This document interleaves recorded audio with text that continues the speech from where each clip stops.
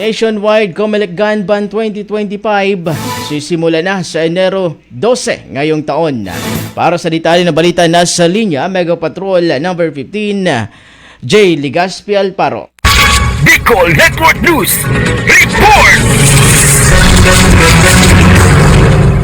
Mula January 12 hanggang June 11, 2025, ipapatupad ang nationwide gun ban bilang bahagi ng May 2025 national and local elections at BARM parliamentary elections. Layunin ng Commission on Elections COMELEC, katuwang ang Philippine National Police at Armed Forces of the Philippines na masiguro ang kaayusan at kaligtasan sa panahon ng halalan. Ang mga otoridad tulad ng mga miyembro ng law enforcement, mga hukom at ilang professional tulad ng mga cashiers na may hawak na malaking halaga ng pera ay exempted sa gun ban. Ang mga lisensyadong may-ari ng armas ay kailangang sumunod sa gun ban o mag-apply ng Certificate of Authority mula sa COMELEC upang makapag-legal na magdala ng armas. Kasabay ng simula ng gun ban, magsasagawa ng mga COMELEC checkpoints sa mga estratehikong lugar sa buong bansa. Para sa Bicol Network News, Mega Patrol numero 15, J. Ligaspi Alparo, tatak tunay na serbisyo.